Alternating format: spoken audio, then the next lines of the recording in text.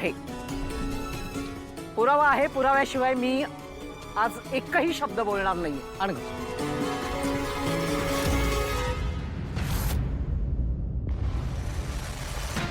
महत्वाचं आहे. ऋषी सर, हा आहे पुरावा. बर, मला सांग कमळे, तुझा जन्म व्हायच्या आधी गौरीने राजनला ही काही पत्र लिहिली होती, हे प्रेमपत्र. तर त्याच्याबद्दल तुला काही माहिती असेलच ना? आत्या, माझी खासगी पत्र तू सगळ्यांसमोर का घेऊन आलीस? ओ सॉरी सॉरी सॉरी. खरं तर कोणाची खासगी पत्र म्हणजे तुमची लव्ह लेटर्स ती वाचण्याचा मला खरं तर काही एक अधिकार नाही. म्हणजे मला ते तसं आवडलंही नसतं, पण काय करणार राजन, मला ह्या खोटारड्या कमळीच्या विरोधात पुरावा हवा होता. आणि पुरावा म्हटल्यानंतर शोधावं लागतं, आणि शोधल्यानंतर काय सापडली तर ही पत्र.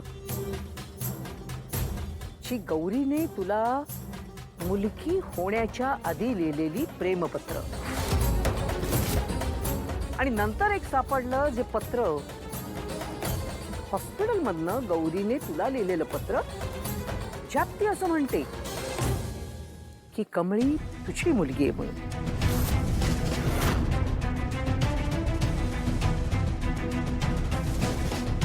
बरोबर ना? म्हणजे या पत्रावरूनच कळत होतं की राजन गौरी राजनला म्हणते की कमळी ही तुझी मुलगी आहे.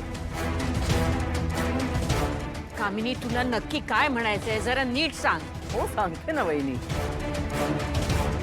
या पत्रातलं हस्ताक्षर आणि या पत्रांमधलं हस्ताक्षर हे वेगळं आहे.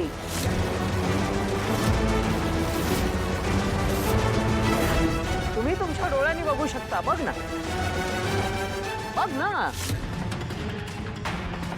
नाही कळलं? याला कळलं. राजन, तुझ्या गौरीने मुलगी होण्याच्या आधी तुला लिहिलेली ही पत्र, याच्यावरचं हस्ताक्षर, आणि हॉस्पिटलमध्ये तिने ज्यावेळेस तुला कळवलं की कमळी तुझी मुलगी आहे ते हे हस्ताक्षर. मला सांग, ही दोन्ही हस्ताक्षर एकच आहेत का? आता हिला काय शिक्षा देणार आहेस? अगं, हिने तर तुझ्या भावनांशी खेळ केलेला आहे. माझ्या नातीच्या वाटे असलेली सगळी इस्टेट ढापण्यासाठी या मुलीने प्रयत्न केलेला.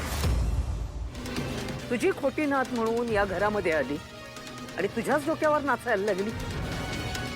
आणि या सगळ्या गोष्टींचा सूत्रधार कोण तर तुझा लेक राजन.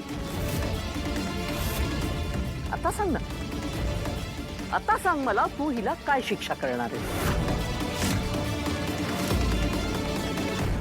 होळी रे होळी, पुरणाची पोळी. कमळीच्या खोटारडेपणाची कामिनीने केली होळी.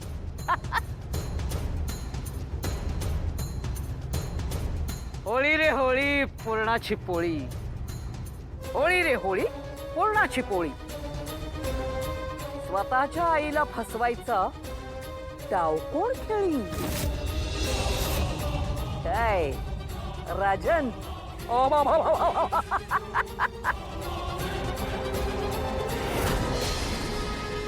आई,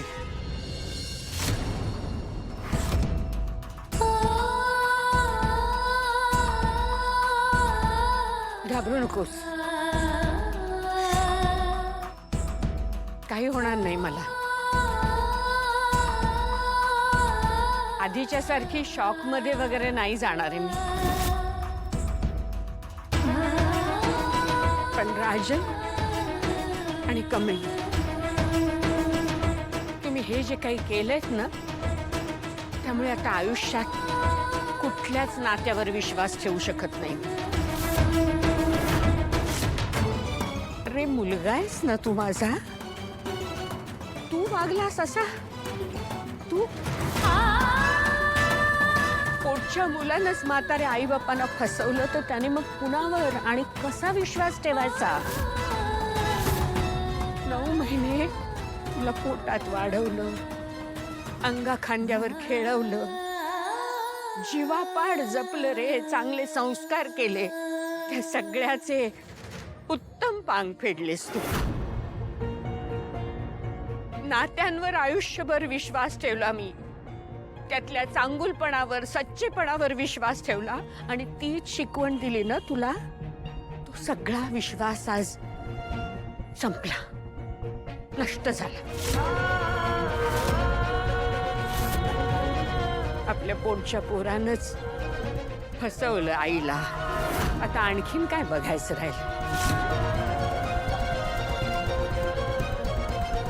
तू ग